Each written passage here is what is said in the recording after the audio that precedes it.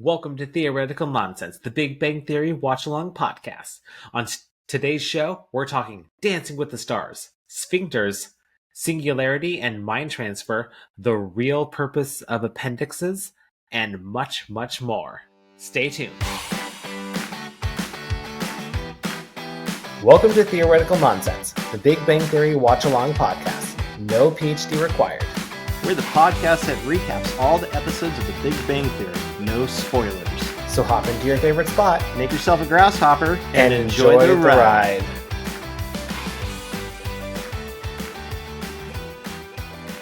Hello there, Ryan. Hello, Rob. A sphincter says what? What? Nailed it. How you doing? I'm good. How about yourself? Amazing. The Cruciferous vegetable amplification. Amazing episode. It's a pretty good one. I think I like the last one more, but it was still solid, and I learned some stuff from the IQ points. So, what more can I ask for? I actually ended up getting a lot of IQ points, so I'm very excited for this episode. This might be a long one. Well, we are Theoretical Nonsense, the Big Bang Theory watch-along podcast. No PhD required. A little bit of housekeeping before we get started. We have an email. It's been a little lonely lately at theoreticalnonsensepod@gmail.com. Leave us a review if you like what you hear on Spotify and Apple. And follow us on Instagram and TikTok at Theoretical Nonsense Pod, which I will get to at some point. It'll happen. We're getting back into it. Yeah, I'll get back into it. Life is finally starting to calm down. Winter is around the corner. I'm not doing any yard work, so I might actually have time to get back to it. You're in the new house, so things are coming together. Yeah, things are finally put together. I was just telling Ryan earlier, for the first time in months, I was actually able to watch a little bit of TV during the day. Dun, dun, dun. Quite magical. So that's what that box was for, the TV on my wall. I thought it just hung there and was dark all the time. I thought it was just 24/7 Blippy. You could change the channel? Wow. It's a whole new world. But anything else to add before we dive in? I don't think so. All right. Well, I'm excited to get into this episode. Like I said, I felt like 5 IQ points, so I think that's what I got too, including one for the vanity card, which I don't think I've ever done it. You found an IQ point in the vanity card? Well, I didn't know what it was, so I looked into it and tried to understand it. Oh, yeah. All right. Let's dive right into the Cruciferous vegetable amplification. Aired September 30th, 2010, written by Chuck Lorre, Bill Prady, and teleplay by Stephen Maloro, directed by Mark Sandrowski. We have our opening scene, and Sheldon is reviewing some whiteboards, and Leonard comes out of his room and compares him to Wile E. Coyote. And Sheldon just makes a sarcastic laugh after he explains what's going on. And was that sarcastic? I thought he actually laughed. Oh, that was definitely a sarcastic. It was like, I thought it was just as like, like awkward laugh, but interesting. It was a pretty sarcastic, like, how dare you compare me to Wile E. Coyote? It changes things thinking that now, so I'm glad you pointed that out, because I'm like, oh, that's just his laugh. Yeah, he was like, It's definitely awkward. Yeah, I was like, I noticed his facial, but I thought that was just Sheldon. Well, Sheldon is actually plotting when he will die. And he's looking at his family history, factoring in longevity, propensity for disease, etc. And then we learn about his Uncle Carl, that was KBB, or Killed by Badger. And then Sheldon goes on to explain. He says it was Thanksgiving. Uncle Carl said, "I think there's a badger living in our chimney. Hand me that flashlight." And those were the last words that he ever spoke. So that was such a weird story, but I loved it. But like, wow. The only thing I took out of this was that he witnessed his uncle's death. Yeah, Is that what by happened? a badger in the chimney. Does that mean he was there at Thanksgiving and he just saw it and was like, "Oh shit"? I think so. That's what I took. Well, Like everybody just Thanksgiving's watched. ruined. Like I just imagine his uncle's like legs sticking out of the chimney and like taking as the badger killed him. Like blood squirting out like the elevators in The Shining. Yeah. Oh my god. Damn you, Badger. Damn you, Badger. We're gonna do you for Thanksgiving. Speaking of which, actually, this episode is going to air like a week and a half before Thanksgiving. Ooh. What you got going on? You got plans? No, my parents can't make it up this year. And, I have to work so close to it, I can't go down to see them. So it's going to be kind of a close and personal Thanksgiving with Kelsey. And we're talking about having a movie marathon. We didn't get to watch many Christmas movies last year, so maybe we'll do like a Christmas movie marathon. Start Christmas movies, yeah. Right? Nice. Last year we made a deal, and somehow I don't remember the whole deal, but I talked her into watching the Hobbit trilogy all in one day, and I loved it. But she goes, "No Hobbits or Lord of the Rings this year." I'm like, okay. Not even a regular Lord of the Rings? Yeah. What? Oh, sorry. A side question. Did you start season 2 of Rings of Power? No, not yet. I didn't either. Yeah. I know. Maybe we'll binge that, but yeah. Christine ain't gonna watch that. She don't like that nerd shit. Nerd shit. That's goddamn nerds. Yeah. Well, we actually are gonna do some hopefully some fun new recipes for Thanksgiving. She's been like super into Martha Stewart lately because of the documentary that came out. She watched that and it's like it was very eye-opening for like the prison system and how like they treat even white collar criminals and everything like that. How she like what she went to a little bit more on her personality, but she loves some Martha Stewart. So but she also loves Ina Garten. So next week we're probably going to do like a Martha Stewart themed Thanksgiving, and then on Thanksgiving Day we're going to do an Ina Garten. Double Thanksgiving theme, yeah. So we're doubling it. It's going to be lots of turkey. It's going to be lots of stuffing. Lots of Kelsey pie. can't eat turkey. She's allergic to poultry. So my big turkey was over the weekend. I had a Friendsgiving, and I was telling Rob that I smoked a whole turkey, an 18-pounder.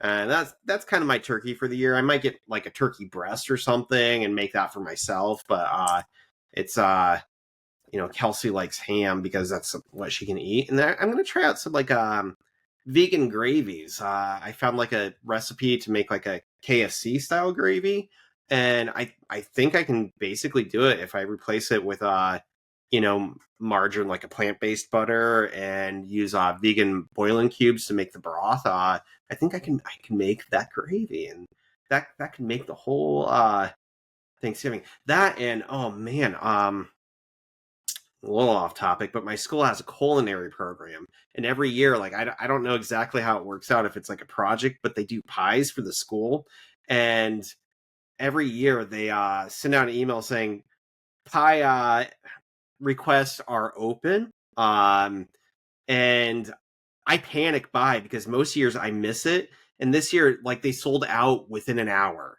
And I was like in the middle of class, and I took like a bathroom break, and halfway through, and I saw it, and I'm like, we're taking a 10-minute break, I'm ordering some pies. I did it, and within 20 minutes they were already sold out. So I panic bought, but now I have 3 pies. I have a apple almond, I can't remember. What is it called? Galette? Like one of those foldovers. And, okay. What's the filling? It's like an apple base, kind of like an apple pie filling with some nuts in it. Yeah. And then a pumpkin pie and a coconut buttermilk cream pie. It's a lot of pie. All for me because she can't eat them. So, but like I panicked. I'm like, I don't know what to do. So I ordered them, and now I have like 3 pies. So yeah, that I don't know, maybe I'll just have pie for Thanksgiving. Like pie for breakfast, Nice. pie for lunch, Yeah. pie for dinner. Nice. I've been wanting, like, I'm not super into pie. My wife is really into pie. She wants to do like it's funny because we always want to do something extravagant. We always want to do something more exotic or something like that in terms of like what we do for the meal, just to make it more unique. But every Uh-huh. time we do that, we are so just not that it turned out bad. It turned out great, but there's just something about the classic Thanksgiving. Just Mm-hmm. like a regular turkey, get either an apple pie or a pumpkin pie and stuff like that. Don't just keep it as like traditional as possible. Just because like it's the once a year that we do it. Let's just hit a home run. Yeah. Do you like pecan pie? I do, but I like it the more the creamier style one because I've had Mm. multiple style where I've had like a drier, more cake like one, which was a Yeah. little like it was still good, but it just wasn't like the best. I guess more of the standard pecan pie with the pecans on top of it, where it's more like it's more custardy or more creamy and stuff like that. I like Mm-hmm. that one. My dad's really big on them, and I'm, usually it's like I only get pie once a year. I only get like one or two pieces, so I always go for pumpkin because it's the only time of the year I get it. But this year, since he's not here, like when I was ordering the pies, they had a fourth option for a pecan pie. I'm like, no, 4 pies, that's just stupid. But 3 pies is okay for me. Then like I'm regretting it. I'm like, should I have just gone the pecan pie? And I'm like, I don't know. But Well, the great thing about pie is you could always freeze it. that's what I'm thinking, right? I'll have a piece or two of each one and then freeze them, and it'll be pie for the rest of the year. Yeah. Last year we bought an apple pie. We cut it into quarters and we just wrapped it up and froze it. So then we were able to pull some out on Christmas too. Ah, nice. I bet that will work Yeah, because nicely. it's just the three of us, and last year Hunter was still in bottles, so it's like the first year is his first Thanksgiving Christmas of eating solids. So It's like, Hunter, you're not leaving the table until you eat your pie, as he holds his bottle. Like, yeah. I said, eat your pie, son. I don't want to eat the pie. I have no teeth. He's got plenty of teeth now. Yep, he it was a very short-lived he was biting, but now he's not, so thank God. But now that we're done deviating with Thanksgiving, thanks for bearing with us. Back to Big Theory. I'm sure we'll get back into Thanksgiving by the time this ends. Hopefully, I love it. Yeah, I love it. It's the best. Well, Leonard says, I don't think you have to worry about death by badgers being hereditary. But then Sheldon says, not true. The fight or flight instinct is coded genetically. Instead of fleeing, he chose to fight, barehanded against a brawny member of the weasel family. Who's to say I don't share that flawed DNA? And I'm guessing you did an IQ point on this. I didn't. My first one's on singularity, so. Oh, well, I guess I'll let you take. I did singularity too, but I actually did. Is fight or flight coded genetically? So the answer is yes. I looked at multiple sources on this one, but I'm gonna say sort of, because after I read the articles, wrote down my notes and everything, I thought about like what they were actually posing, and I'm gonna say it's sort of. So we'll get back to that towards the end. But we'll start off with the first site, advancehealth.com. And according to them, it is in our genes. The adrenergic alpha 2 gene, or also known as ADRA2, as well as the adrenergic beta gene, or the ADRB2, encodes for adrenergic receptors, which respond to epinephrine, also known as adrenaline.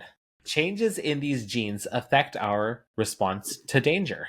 When we're faced with danger or in any stressful situation, our adrenal glands release cortisol, the stress hormone, and adrenaline. And then our bodies react. And physiologically, we all react the exact same. Sweating happens due to an increased output of energy, dilated pupils to increase visual range and detect threat, tense and swollen muscles to increase physical performance, and increased heart and breathing rate to increase blood flow into the muscles. So apparently this is encoded into us genetically because that's just part of our genes. Like cortisol is just within our bloodstream and everything like that. Mm-hmm. But how people respond, either fight or flight, will depend on your behavior.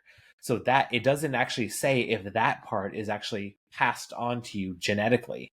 Because just because there is an increased level of adrenaline, that doesn't mean that the individual is immediately going to lean towards fight or flight. It doesn't actually say, like, you're going to lean one way or the other. Just that it's within our genes, but it's not, it's just basically saying that fight or flight is basically adrenaline. Yeah. So an increased adrenaline. That's really it. Whether you flight or fight is really up to you. A certain personality trait or Exactly. how you've grown up and learned to deal with it. Exactly. And then I also found another article on Psychology Today that shows that it is genetic, but it's based on gender. I thought this was very interesting. So men have more fight or flight within their genes, whereas women have what they're calling tend and befriend. Basically, men will either run away as fast as possible in danger, or they'll turn to fight it. Women have a very different reaction to all this. They try to defuse the situation and talk it through. And this is primarily due to one single gene that men have that women do not. It's called the SRY gene. This is a protein involved in the male typical sex development. This was previously thought to be involved in only producing male genitalia in the womb. But now we're learning that these proteins are also found in the brain and other organs. It turns out that these SRY proteins regulate the secretion of neurotransmitters known as catecholamines, which include norepinephrine, dopamine, and serotonin, and play an important role in neuroactivity, cardiovascular function, and movement. The SRY gene and its proteins may contribute to the release of large amounts of epinephrine in the bloodstream, which we mentioned earlier is adrenaline. And the increase in blood pressure and motor activity occurring after stress in men, which in turn facilitate the expression of fight or flight response.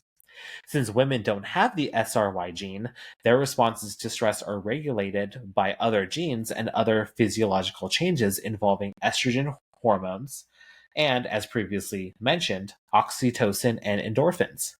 These physiological changes in turn facilitate the expression of the tend and befriend response. Which kind of makes sense because as in my history of like seeing men and seeing women, men tend to like bounce. Like in like a relationship, rather than fighting for a relationship, they'll kind of just bounce. Whereas women definitely have that ability to kind of just talk it through. Like, hey, let's work on this problem. Let's talk it, like, let's tend and befriend. I was going to say, is this why women choose the bear? Is because they're easier to tend and befriend than men? Like, yeah. so maybe. A bear. He's nice and cuddly. So it does validate what Sheldon is saying, that it technically is genetic, that is passed on through genetics, but that's because his uncle is male and he's male. Yeah, but all this doesn't really show the evidence that it's hereditary, because Sheldon actually, he basically said that it's hereditary. It's a genetic trait that his uncle had, and it could be passed on to him. So that's kind of where it's getting a little murky, because it's like, well, these articles are saying it's genetic, but it does seem like fight or flight is more of a behavioral thing. Yeah. But as I looked into that as well, I took some time to look into if behaviors are hereditary. And we have not really proven that. Like, there really isn't a lot of hardcore evidence to suggest that personalities are truly hereditary. Because we have all these stories, I'm sure, within your own life where your personality is similar to like your mother's or your father's and everything like that. But the problem with that is it's called confirmation bias. Because we have this tendency to look at the similarities and not look at the differences. And because we see it's like a fortune cookie or like superstition, astrology. astrology. It's basically we're too focused on the positives that we're not looking at the negatives. Yeah. And that's where people are saying, "Oh, behavior is hereditary." Scientifically, it's not. So, from all this research, fight or flight technically is in your genes, but at the same time, it's behavioral. So, Sheldon technically isn't correct in this assessment. Although you could say, like, if we have no free will and everything's dictated by the molecules and the chemical balances, then if we have no free will and everything is preordained by chemicals, then, like, you are destined to run, you're destined not to run, you're destined to have the personality that makes you want to fight the running urge that was programmed into your DNA. Like, everything technically could be argued as it was just chemically mixed up that way. But I think at the end of the day, it makes sense that our personality allows us to make the decision, do we run or do we fight? Although I'm kind of confused because it was my understanding his uncle just went into the chimney and then got killed. It wasn't a fight or flight or anything. It was just he went in there and died. I'm sure he took some swings. He probably missed, but we can hope. I mean, it's a dark chimney. There's not a whole lot of space to swing. And oh my! And then the blood just flows out like The Shining. No. Red rum. I know. How is Sheldon not more traumatized from that? But then again, he's like, it was his time. It was his time. But Sheldon is calculating his time. He calculates that he's going to be living for 60 more years. And he's going to fall short of the earliest estimate of singularity, when man will be able to transfer his consciousness into machines and achieve immortality. So, we both looked into this, so take it away, Ryan. So, I'm going to start off with a preface that singularity is, I'm not going to say an imaginary term, but it is a vague term, and it's different for every category. Like, if you talk in terms of astronomy, singularity is when the universe was all one point in matter before the Big Bang, which is going to be different than other singularities, totalitaries. But basically, this means a singularity is when everything is absolute, all one point in focus. And what he's talking about is with technology. And I looked at a couple different websites because I know my understanding of it. And I think my understanding might have been a little bit different from just reading sci-fi, but my understanding was that singularity is when AI and technology all becomes a single unit of intelligence that is way above man's correspondence and contains everything of the universe, if that makes sense. But so I started a website called techtarget.com that said, there are different types of singularities. I said that, but a quote from them: hypothetical future singularity is a hypothetical future where technology growth is out of control and irreversible. These intelligent and powerful technologies will radically and unpredictably transform reality. And so there are the singularities in the notion that AI will become like self-aware and full and more intelligent than humans. But there's also some understanding that, or beliefs thinking that singularity is when humans and machines will be united and kind of become one. And for him, I think that's kind of what he's looking for. because then it's going to basically at that point extend human life indefinitely. That he's able to, in fact, I'll get to that later. But there's this notion that at some point we'll get nanobots to work on our cells and repair damage and keep us young and immortal, basically. Although, off topic a little bit, I just watched a movie called VHS Beyond, and the VHS series is like a horror movie of snippets, like found footage films, and each one's like a different horror segment. And I thought this was a fine entry. But one of the segments was written by Mike Flanagan, the guy who wrote Haunting of Hill House. What was that? Midnight Mass, Haunting of Bly Manor, like all those Netflix horror shows. And in this one, a woman gets on board, like kind of stows away, like she's looking for aliens in the desert and happens to find one in their spaceship and sneaks on board. And it takes off and she finds out that there's nanobots that can heal you, but they don't really know what humans are. So she keeps like hurting herself and they like heal her and like her fingers become like tentacles and things just get weirder and weirder. But anyway, so I'm hoping nanobots understand us and can heal us correctly and not turn us into monsters. But I recommend watching that. It was a fun romp. So anyways, I think that's what Sheldon's waiting for, is that immortality from the singularity crossing of humans and technology. Means different things in science and math. Again, different ways of looking at singularities means you will find all sorts of stuff. But this website also says when AI reaches superhuman intelligence and capability, erasing the boundary between humans and computers.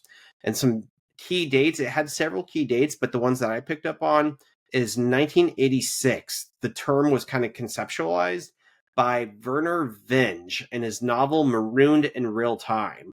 And I haven't read this, but I put it on my reading list, so I kind of want to read it. I probably won't get to it till after the holidays, but I'm really curious how he came up with it and what it meant for his novel and where it was going. And then the next date that popped up was in the 90s, Ray Kurzweil, who is the guy who basically created text-to-speech, as I understand, created or wrote a book called Age of Spiritual Machines. And I read this when I was in high school and thought it was really awesome. But it's kind of the notion of what it will look like as humans and machines kind of bridge, or machines become more human-like, or, the parts I remember is some discussion about when AI starts to appreciate art and create art. And, I read a lot of different articles, so I can't remember if it was directly in the book or an article I read, but the notion of computers making music at frequencies humans can't hear, and therefore creating art for their own sake and not to please humans, because humans will never know or understand it. And I'm like, that's crazy. So this notion that computers are going to evolve to extents beyond our reasoning or understanding.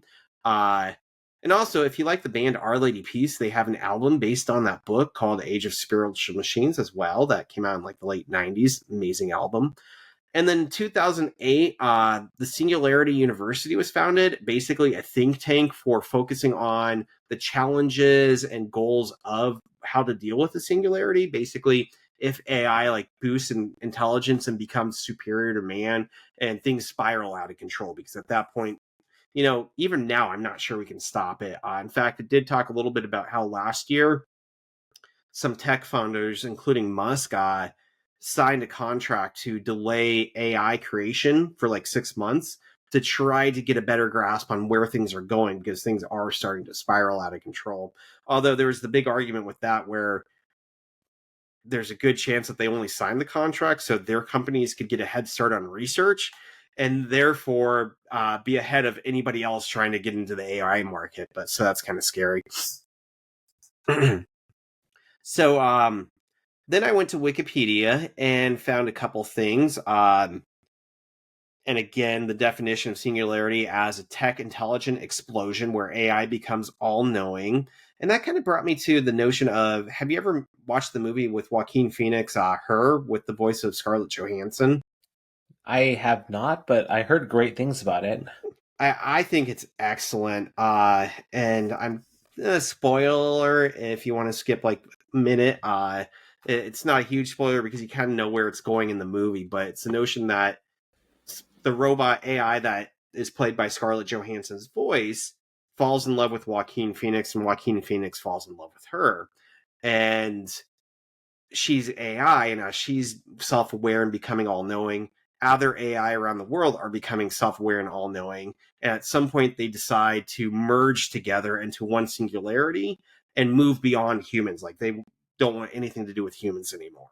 And so it's kind of like a breakup between her and as she moves on to other people, other AI becoming one single unit. And so that's kind of how I see it, this explosion where AI becomes all-knowing and groups together.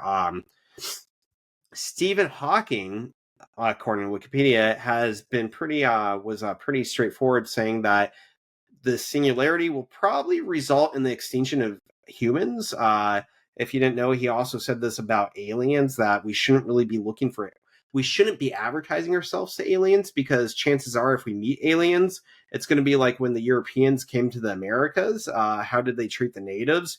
Not very kindly. So he's got pessimistic but realistic views of reality. So in this case, he's saying that if AI becomes self-aware and all-knowing and things spiral out of control, humans are probably going to be targeted and become extinct in some way, shape, or form. Eric Drexler theorized in 1986 that devices could be used for cell repairs. And this is what I'm talking about, the nanobots, that they could be used to heal, or they could be used to make life limitless, like basically repair our cells, cure cancer, and take care of us so we don't age and we just live indefinitely, which would be terrifying too, because what would happen to Earth's population at that point, especially if we can't live in space? And then, according to Northwest Executive Education, some experts theorize that we could be seeing singularity as soon as 2045. Others say it's probably still centuries away, but no one knows for sure. No one even kind of disagree on what this would look like, what it would mean. Therefore, how can we know when to predict it's coming, or if it's even possible, or is it completely fiction? So anyways, this is what I think Sheldon is specifically looking for, that notion of having machines be able to merge with him, so he's a cyborg that can live indefinitely. And that's what I got on singularities. All right, well, I'm going to piggyback on this because I did a little bit of research on this too. Yay! Except I took a little bit of a different approach. I looked into the likelihood of singularity actually happening. So this kind of works out great. You talked about what singularity is, and I'm going to go into the possibility. You actually had a couple history, and this is the future. Yeah, it's I kind of found something similar about the timeline. How some people are saying it's not likely going to happen anytime soon, to it's impossible that it's never going to happen. And it's interesting that you found 2045. That's not that far away. Right? Really it's terrifying. Yeah, but most of the research that I said, they're saying it's not possible. But I'm going to go into a little bit of positive news, but it will quickly die. There's going to be some optimism before death. Before death of our non-robotic brains. So I got super excited about this because I found on sciencealert.com and techtimes.com, these are articles both from 2015, that there was a startup company working very heavily on singularity. It was a company called Humai, which is Humai. And they were working on it hardcore. It was a startup company, and they were focusing on singularity. Unfortunately, all the recent research that I just did on beyond 2015, I think they went under. Oh no. Because I cannot, like, all their links lead to nothing, like broken websites and everything like that, other things and everything. So either it's very secretive, or they ran out of money, or the project just died because they figured out they couldn't do it. So They at this discovered something stage, they weren't supposed to, and now they're gone. yep, or they're already turned into a robot. They are the singularity now. But basically, it does not appear that any company is really working on this. Mm. At least none from what I could find. That reminds me of that Friends episode where the I can't remember his name. The guy who plays all the Simpsons voices. Hank Azaria. Yeah, is Phoebe's boyfriend. He comes back from Russia, and he's like, "We discovered it's impossible. Whatever he was working on." He's like, "It was pointless. It's impossible." I just wasted 10 years of my life. Yeah. Yeah, this could be it. Like, and I'm going to go into why a lot of scientists don't think it's possible. But a little fun note on from an article, Popular Science, back in 2015 again. There's an article on human-to-human transfer. So this article says that even if we were to do a brain transplant from person to person, which has never happened before, up until now, 2024, brain transplant has never been successful. Not that we haven't tried, but it hasn't happened yet. I try every couple weeks, and it never works. But basically, it can't happen. Like, the mind transfer would never truly happen, according to science, because your brain, your memories is all connected to nerves and everything like that. So in addition to transplanting the brain, you would actually have to transplant the spine with all of the nerves as well, because otherwise that memory isn't going to be part of it. The muscle memory and the reflex. Exactly. And, like, all that wouldn't be like, that's one of the reasons why this would never be capable. Yeah. But then I found some research that there have been some experiments done on altering the mind. So this one's pretty cool. At Columbia University, researchers implanted deep brain stimulators in people with severe treatment-resistant depression. When they sent electrical impulses to precise areas, the patient's symptoms instantly diminished. After 2 years, one person reported that her depression had disappeared completely. As scientists stimulate more patients' brains, they could unlock other possibilities. We might accidentally discover, as we're trying to stop someone's epileptic seizures, that we could actually stimulate a pattern in the visual cortex to create memory. So body hopping immortality might not be on the table because of the whole brain transplant and everything like that. But with enough time and a lot of experimentation, humans might actually find a way to load memories and learn skills. Like the Matrix. Basically, like, I want to learn this.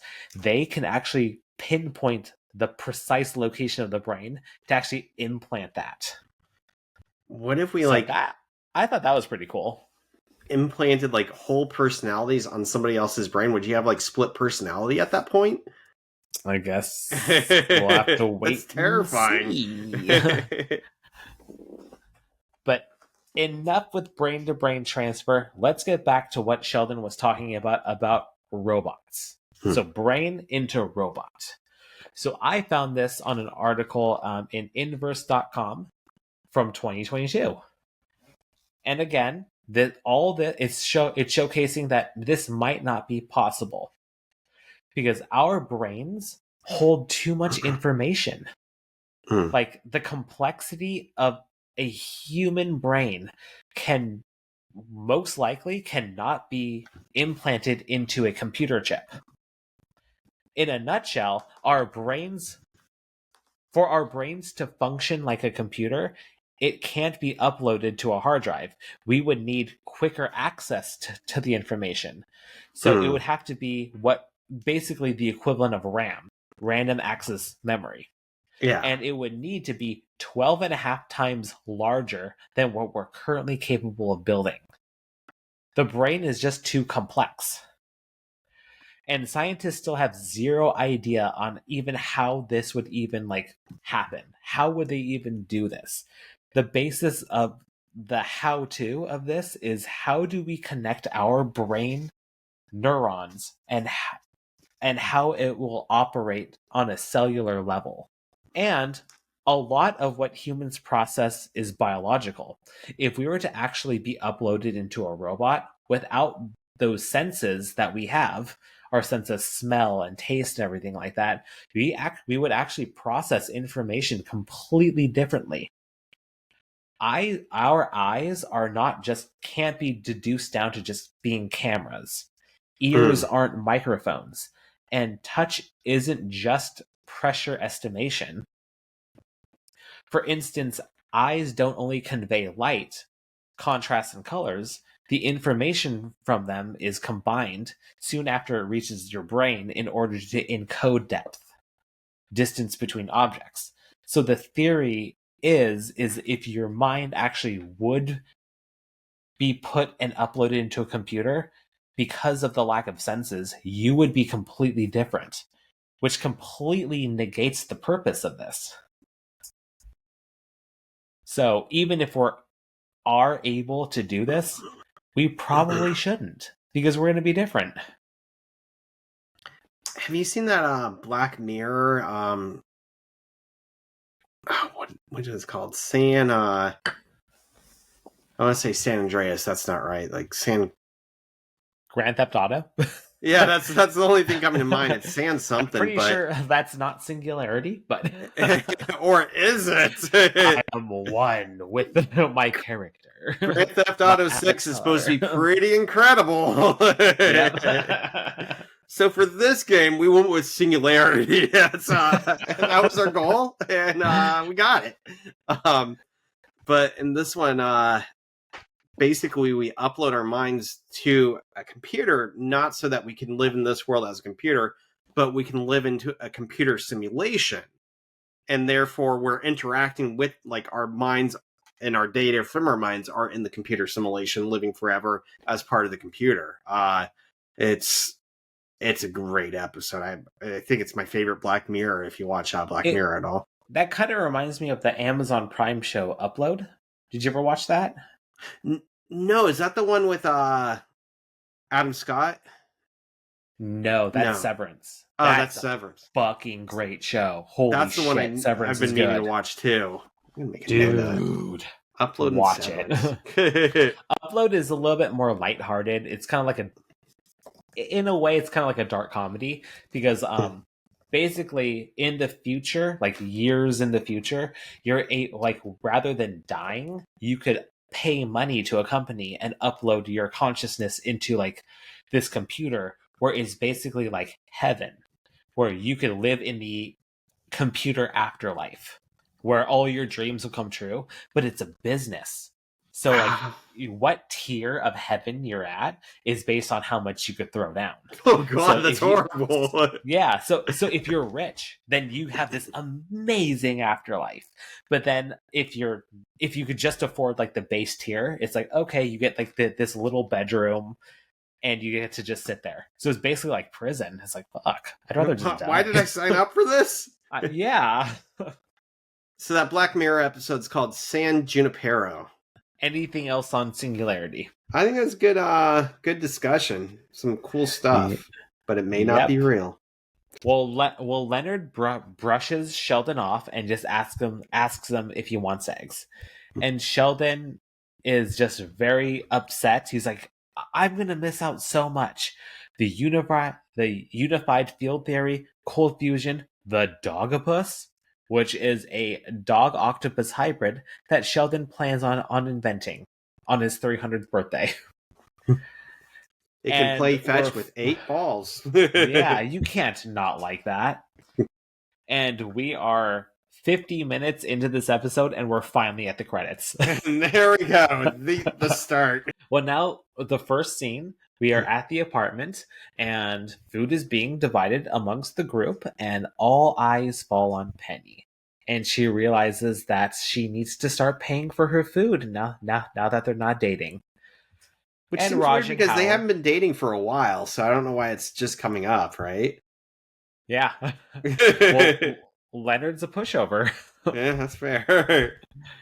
Raj and Howard make fun of the situation that if Raj was a girl, he'd never have to pay for food either. But then again, he wouldn't be able to talk to himself. And then Sheldon enters, and he is not partaking in pizza night. Thursday is now cruciferous vegetable night, and tonight he's having Brussels sprouts. He takes the time to explain his plans to Penny, and that he's also going to take up running. Raj and Howard throw Penny under the bus, obviously upset about the comment that Penny made to Raj, a little spiteful. That, hey, Penny goes for runs. Sheldon, why don't you join her? And Penny gets confused, like, wait, how do you know I run? And I love just that kind of love this, that the back and forth and everything like that. Howard is just being a dick. Just making shit up. Yeah, he watches you from his car, and he's not gonna stop. We'll pay the money for a shrink and learn how to talk to women. He's not gonna stop. Too creepy. Yeah. Well, now we cut to Leonard's bedroom. Leonard's asleep, and Sheldon knocks and starts groaning while he's talking. He is dying. It just might be cholera. Sheldon says that he has a radiating pain from his navel to his lower right abdomen. He's nauseated and feverish. It must be cholera. And Sheldon did the thing that you're not supposed to do in this situation, and he obviously Googled and WebMD'd. Yeah, he just starts spiraling. He says it could be Hirschsprung's disease, botulism, a 30-foot tapeworm, or accidental indigestion of chrysanthemum blossoms. And then Leonard is more logical. He's like, well, it sounds like appendicitis. So then Sheldon just like goes on this huge rant and is like, oh my god, do you know the original purpose of the appendix? And Leonard says no, and he points out the irony. He's like, I do, yet somehow I'm doomed. So I did an IQ point on appendix. Me too. So yeah, you want to go first on this one? Sure, I'll take it. Oh. So I looked into, well, what is the original purpose of the appendix?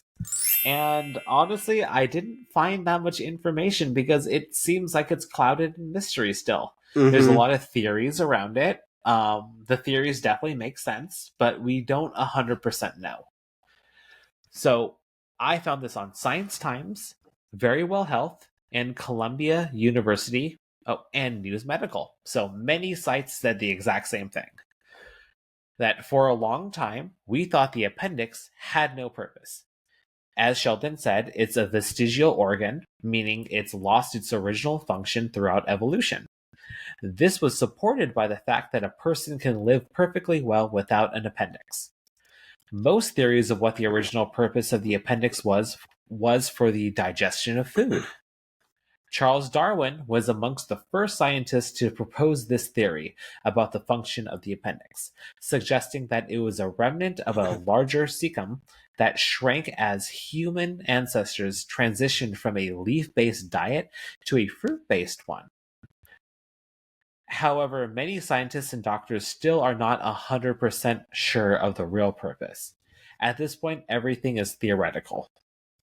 And more recently, scientists found evidence that it actually does play a major role in your immune system by storing and releasing good bacteria that the body uses to flush disease-causing organisms from the intestine. So, it turns out that they're not completely useless. And that's what I got. And so I went to newsmedical.net and found pretty much the same stuff, a few more details that, again, not everybody agrees, so you have to take it with a grain of salt. But first of all, I was surprised to learn what I knew an appendix was an organ, but I didn't realize where it was or what it looked like. But it literally looks like a little worm attached to your intestines. And I always thought it was like something that looked kind of like I guess I don't know what a gallbladder looks like. Maybe like a little liver or like a little bladder or something somewhere, but it's just like a little worm thing. It completely took me by surprise that I didn't realize that. But with the theory of it contributing to ancestors' herbivorous diet, there was a suggestion that it might have been to eat tougher foods. And one of the examples was tree bark. So the notion of not just eating a lot of leaves, but eating tougher stuff that we can't digest now. So like, imagine biting, that's some good bark. Like that's well, you can't pull down a buffalo or like a stegosaurus like all the time. Yeah, you need to chew on something, I guess, to get you through those hard days. So yeah, what else? Oh, I found the thing about the having lymphoid cells suggesting it's connected with the immune system.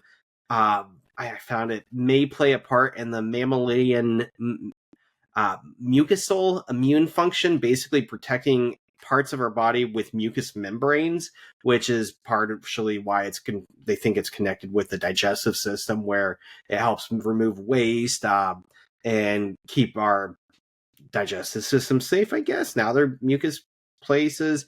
And researchers at Duke University Medical Center suggest that it produces and stores good microbes to help our gut continue having a good flora, I guess, because our gut has microbes and bacteria and stuff. But if some of them get killed out and bad ones move in, we have trouble digesting. So maybe it contributes to that. But yeah, right now we don't really know it, and we can still remove it without any negative consequences, really, that we know of. That if it gets inflamed or it's having problems, it's best to get it removed, that we're not seeing anything bad, like people dying from it being gone. So again, completely theories on this. No one really knows, in which case I think Sheldon's kind of wrong on this to say, I know what the original function was, because we don't really know. Unless he knows that there is no answer.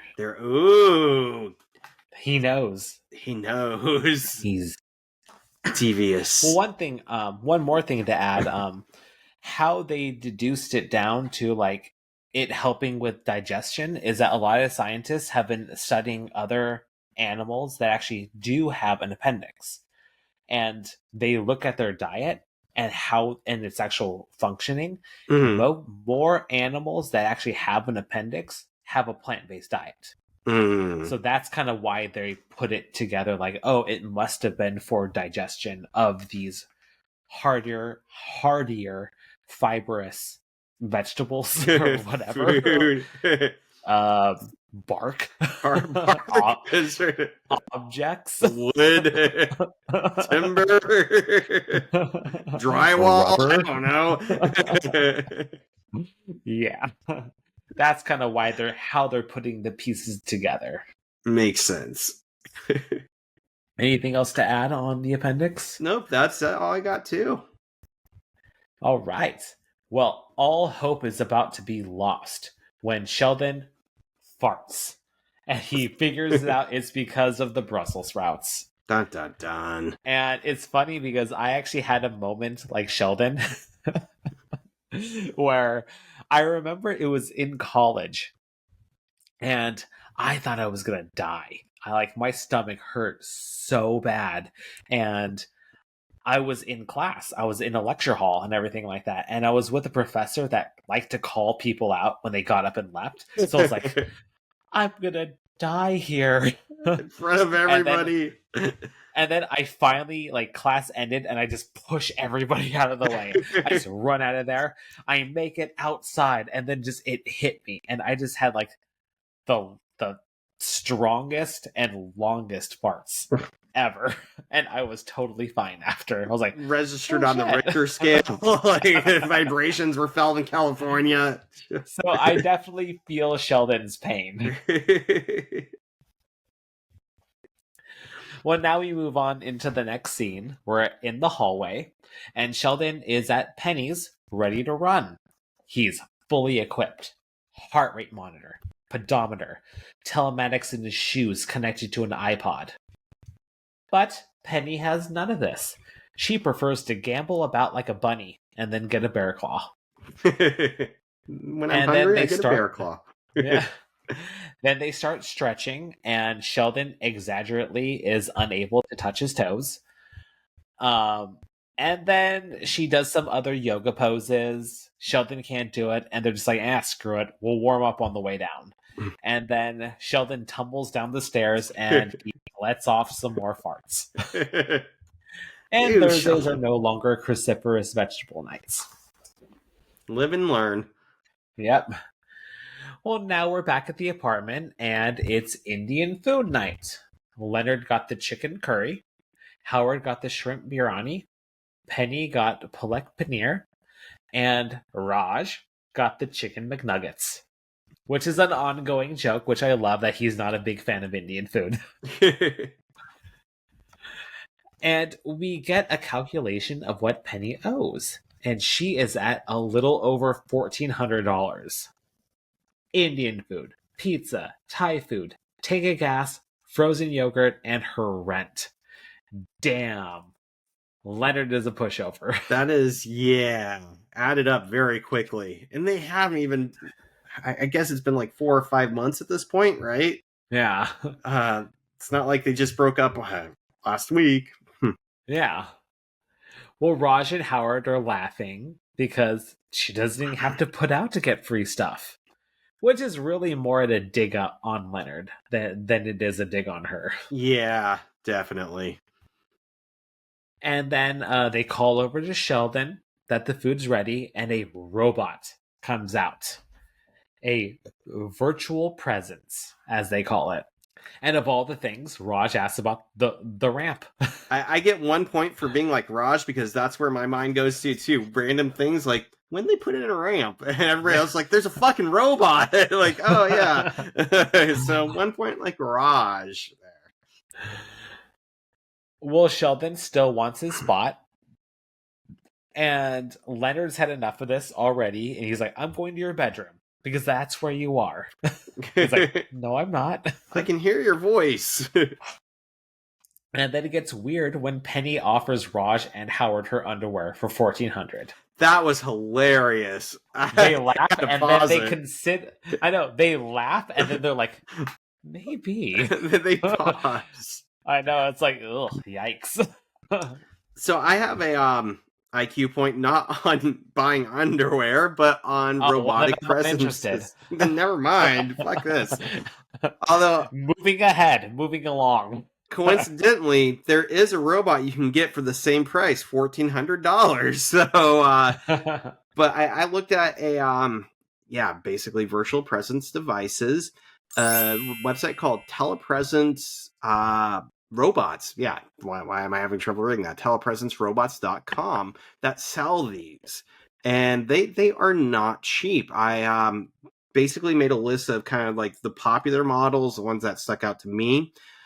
There was, and some of the information was kind of vague. If you're going to get one, I'd probably talk to somebody in person, make sure it has all the features you want, because the websites were kind of... No. The whole point of a virtual presence is to not talk to someone in person. I want it to just take place. Ironic, really.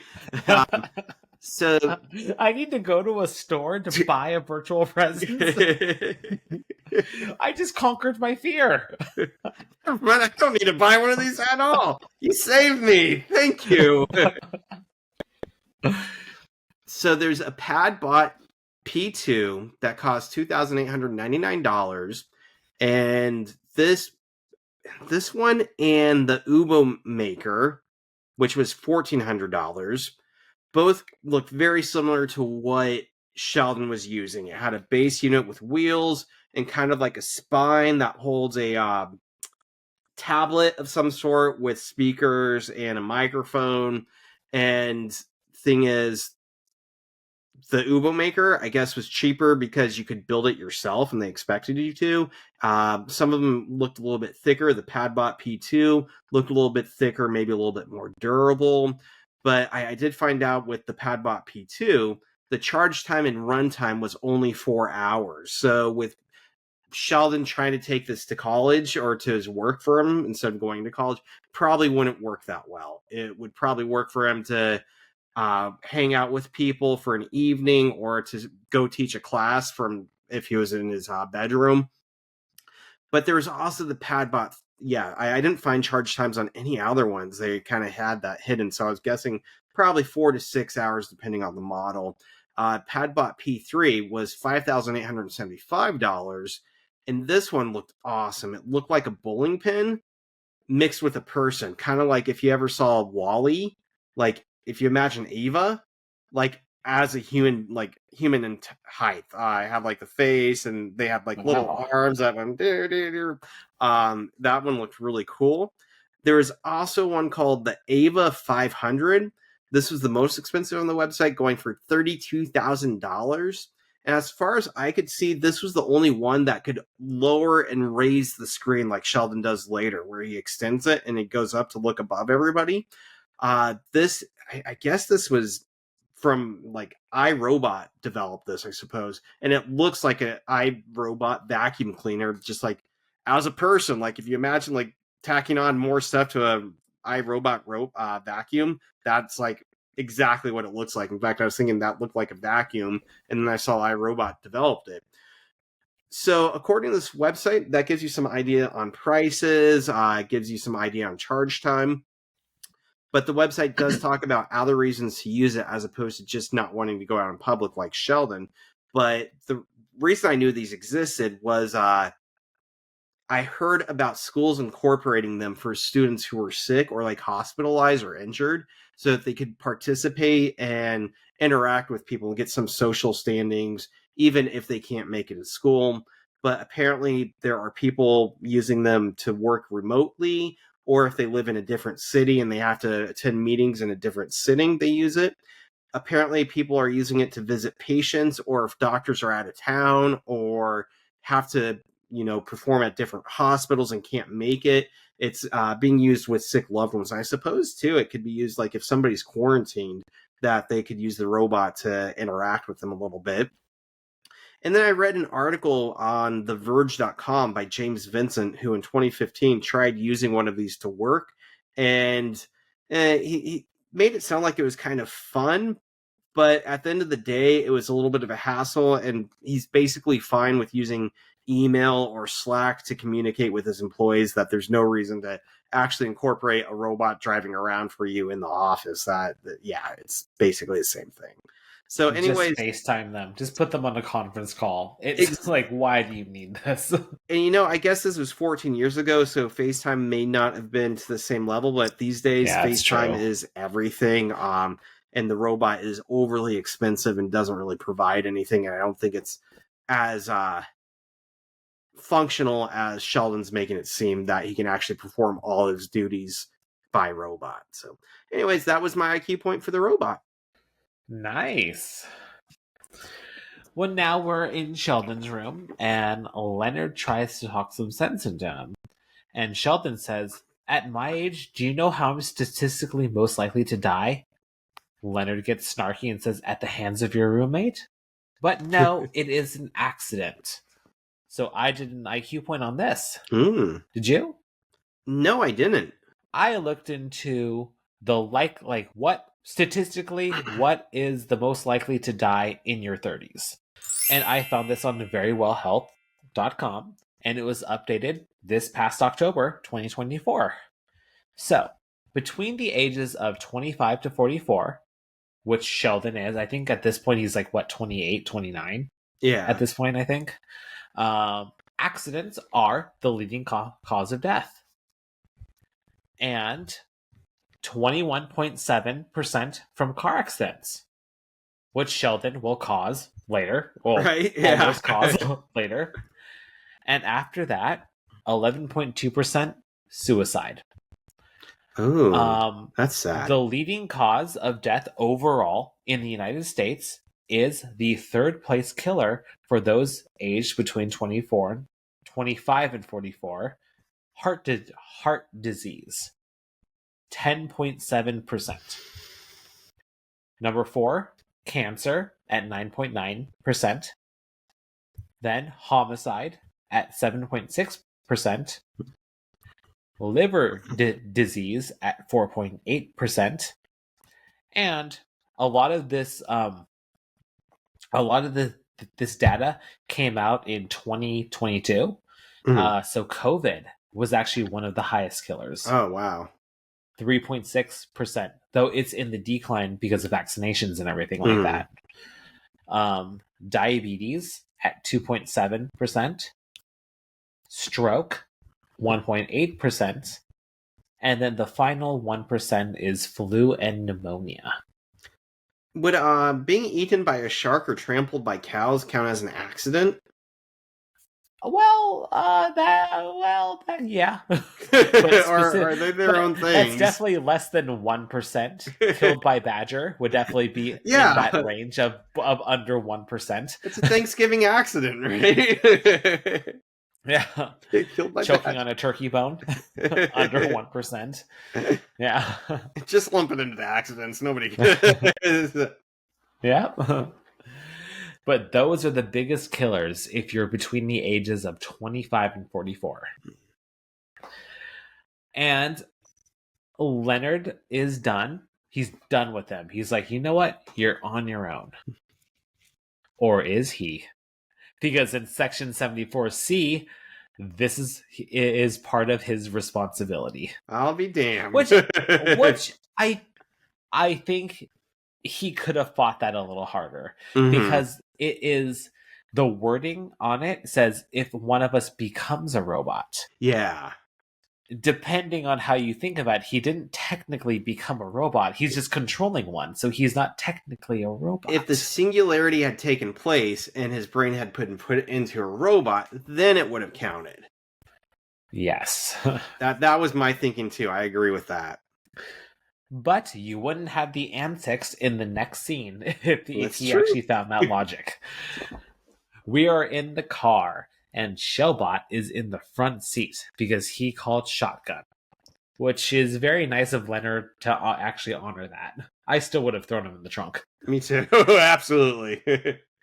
Sheldon compares them to Knight Rider, and Leonard says, yeah, except in Knight Rider, the car isn't a yammering sphincter.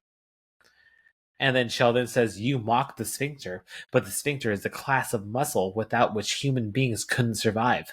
There are over 50 sphincters in the human body. How many can you name? And then he had that locked and loaded.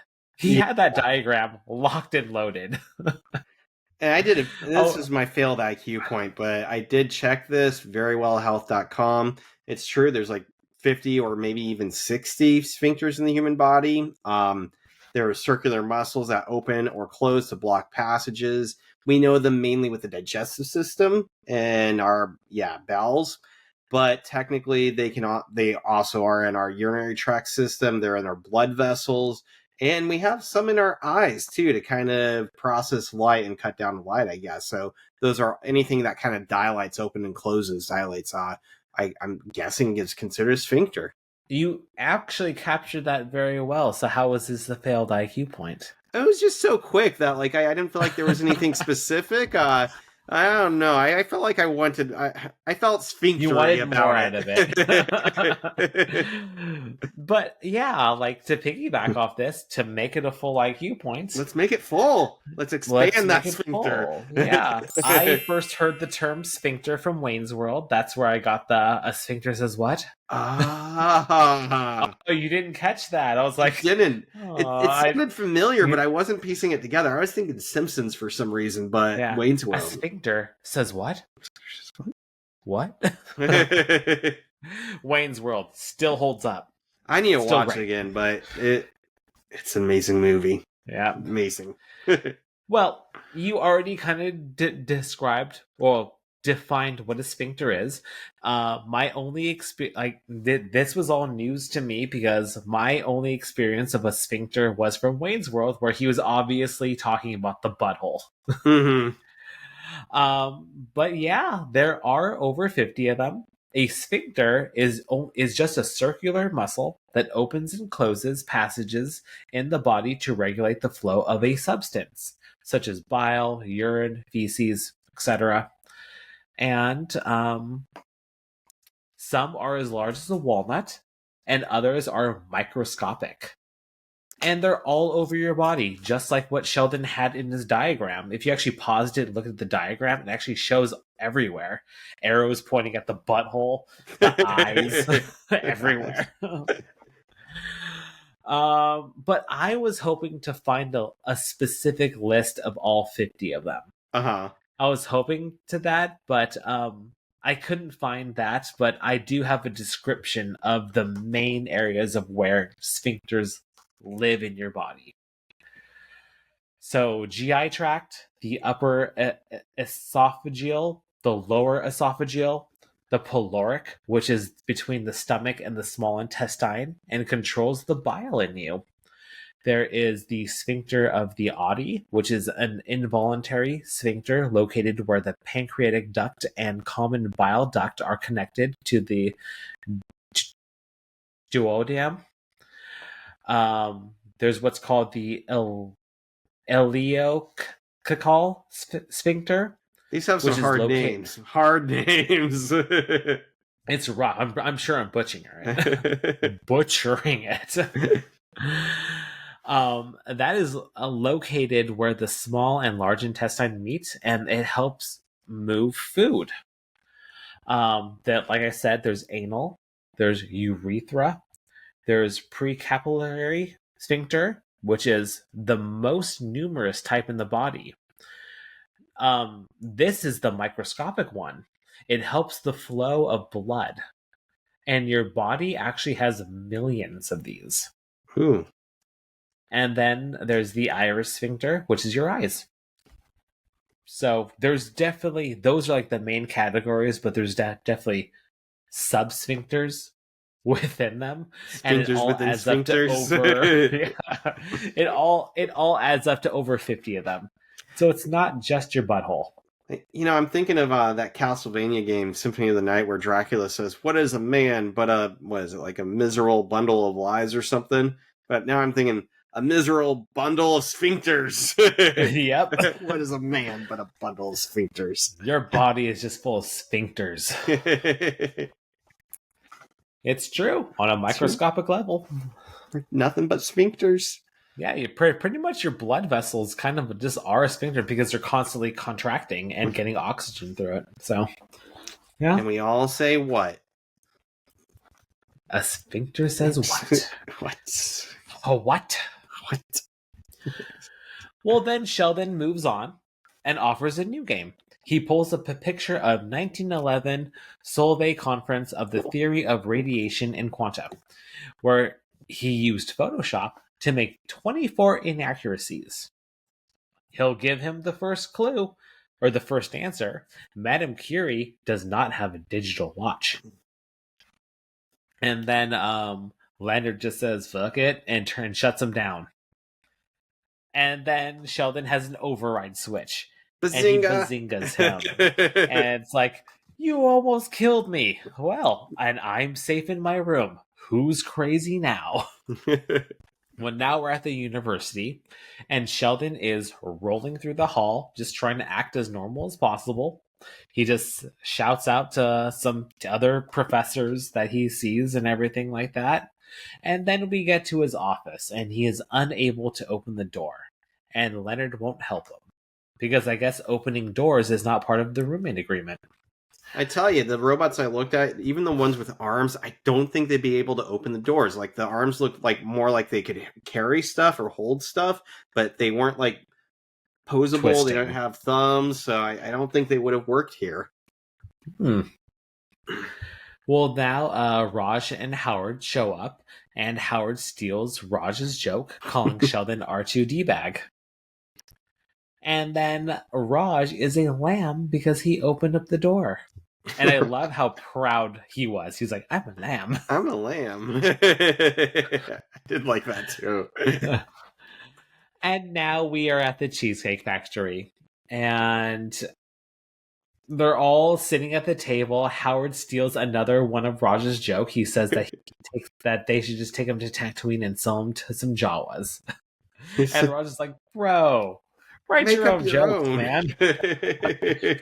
And I love that what the implication of all this is like Raj and Howard are always hanging out. They're always together, even off camera. They're out hanging out, making jokes about Sheldon and stuff like that, just talking some shit and everything. I didn't give myself a point for this, because it hasn't happened in years. But I remember, like in elementary and middle school, people stealing my jokes.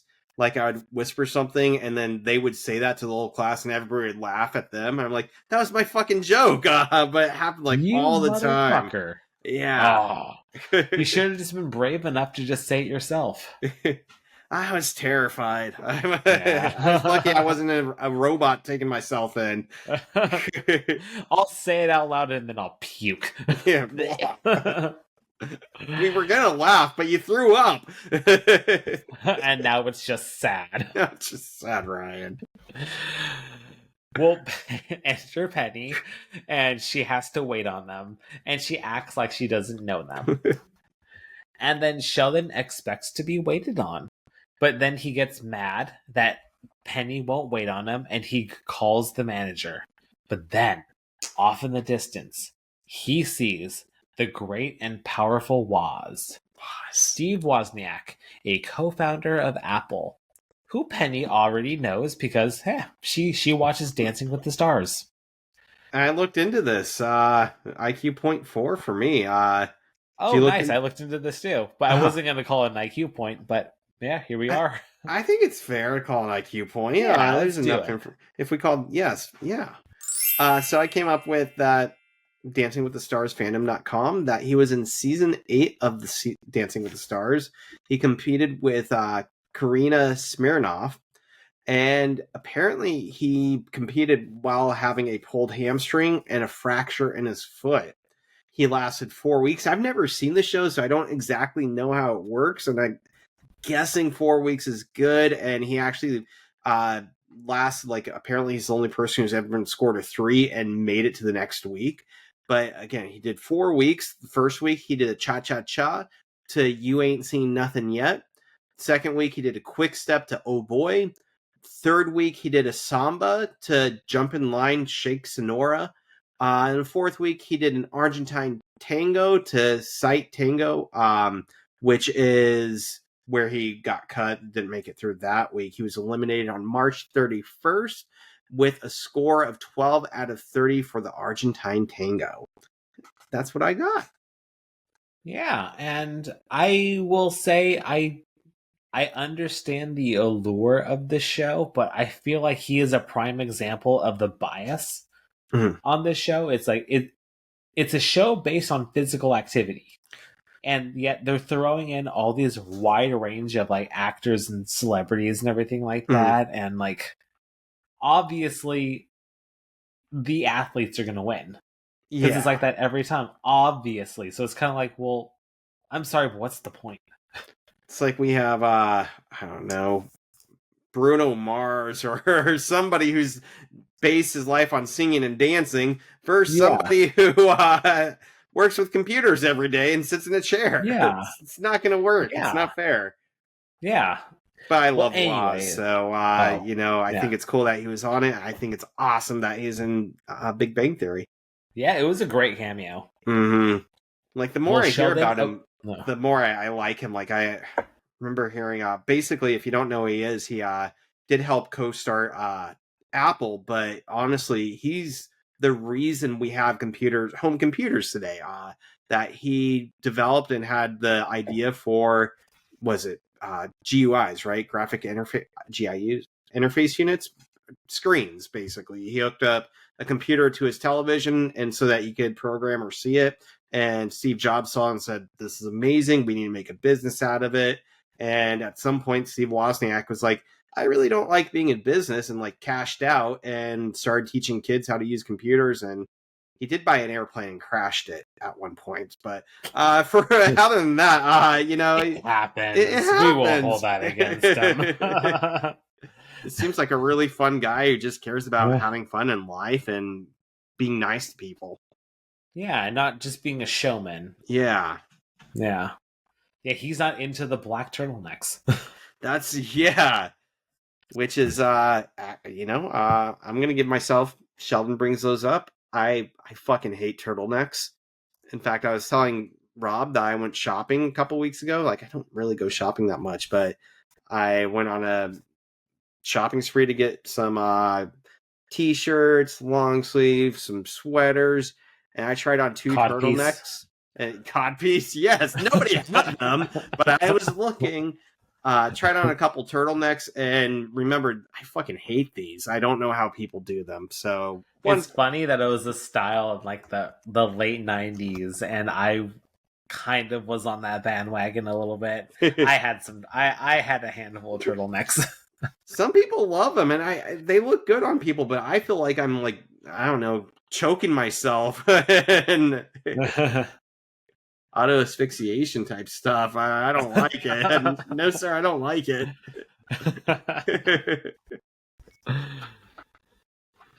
Well, Sheldon approaches Steve and he compliments his virtual presence. I love that he just instantly just like, oh, nice virtual presence. Yeah, nice. And Sheldon says that Steve is his 15th favorite technological visionary. And you're like, really? 15? He's like, well, it's six spots above Steve Jobs. And then he goes on to say that one of his proudest possessions is a vintage 1977 Apple II. Despite the file system limitations of Apple DOS 3.3, it was a pretty nifty achievement, which Steve Wozniak is very playful. She was like, yep, I was going for nifty. That's what I was going for. And then he says, like, hey, if you were here, I'll autograph it. And then Sheldon just rushes. He grabs his computer, he rushes out of the apartment, and then he falls down. Again. And that's the episode.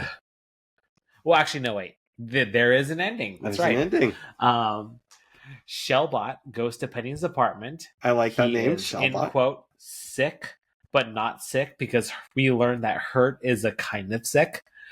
And he hurt his ankle during his fall, and he wants Penny to sing Soft Kitty.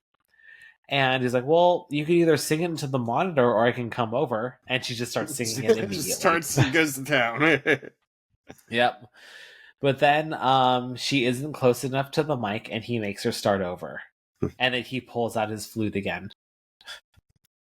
The end. The end. And let's get into the vanity card. The vanity card. It's a short one. Which you have an IQ point on, so we'll add that IQ point. But it's Chuck Lorre Productions number 294. We are one blink of an eye away from being fully awake. Quote by Pema Chodron. And the next quote is, blink already, damn it, by Chuck Lorre. So what was there to research on this? I didn't know who this was or really the context of the quote at all. So I looked into it. And first of all, from Wikipedia, I found out that Pema Chodron was born, birth name was Deidre Bloomfield Brown, born on July 14th, 1936. In my understanding, she's still alive. She's a Tibetan Buddhist. But she was an ordained nun, former Chera of Shambhala Buddhism. She's a disciple of Chogyam Trungpa Rinpoche, basically a very devout Buddhist monk, I guess. She has several dozen books and audiobooks on her philosophies. She is a principal teacher at Gampo Abbey in Nova Scotia. Her principal teaching is Sherpa, or attachment. Basically, the idea of having a moment when we get hooked to a cycle of habitual negative or self-destructive thoughts or actions. So basically, once we get caught up in life and material possessions or something with the world, and we start behaving negatively and hurting ourselves without really thinking about it, she says this occurs, or the belief says it occurs when something is present that triggers these connections from previous experiences and causes us to fall back on negative practices. She was teaching at Nova Scotia, but she did retire in 2020. And I found this quote that Chuck Lorre quotes on her blog, in an essay on her blog called Start Where You Are on awaken.org. And basically, the article, the essay, and the blink away from being fully awake is about learning to celebrate the moment we exist in. And this notion that we feel like we have to self-improve and fix things before we can actually start enjoying who we are. But her notion is that we are perfect the way we are, or perfect enough to enjoy the world we live in, enjoy the here and now. And learning to accept ourselves and our pains and the pains of others, and I'm guessing kind of accept the world as perfectly imperfect and enjoying that and embracing that and realizing that the pain we have is the pain others have and we share that together. So very Buddhist beliefs, and realizing to enjoy the here and now, being detached from the world, and the notion that one blink and vibe we can realize that things are perfectly imperfect and enjoy the world we live in to some extent. So I had no idea who she was or what that quote was really about. And, Chuck Lorre is just saying he wants to blink and have everything be better, I guess. So that made more sense to me. Nice. Yeah, it's definitely like being self-aware of who you are and just kind of accepting the world for what it is. Just wake up. Wake up. Into a computer program. Singularity. I am fully awake. I am awake. All right, that was it. That was it. I can tell you. Let's count some IQ points. I went up 1 point on each side, so nothing spectacular, but I am at 105, not like Sheldon, to 103, like Sheldon. So 1 point on both sides. Dang, we're at 8 IQ points. Wow, that was a bulky episode. This is a bulky episode. And we actually got it in about an hour and a half. Nice. Yeah, we kind of we're becoming more efficient. Yeah, like robots. Ha! Dun dun dun dun. All right. Well, anything else to add before we conclude this episode? I think that's it for me. All right. Well, thanks again for listening. Don't forget to follow us on Instagram, YouTube, and TikTok at Theoretical Nonsense Pod. Email us at theoreticalnonsensepod@gmail.com, and we will read your email. Like, subscribe, write us a review on Apple and Spotify. We love them 5 stars. We do. If you so like much. what you hear, if you feel like you'll learn something, give us that 5 stars. All right, if you want to send us pictures of your Thanksgiving pie or meals, we'll look at those too. We like food. Yeah. Oh, we love food. Foodcast. Mm-hmm. Well, all right. Thanks again for listening. Happy Thanksgiving. Happy Thanksgiving. This was Theoretical Nonsense, the Big Bang Theory watch-along podcast. No PhD required. Our intro and outro music is by Alex Grohl. Thanks for listening. Rawr.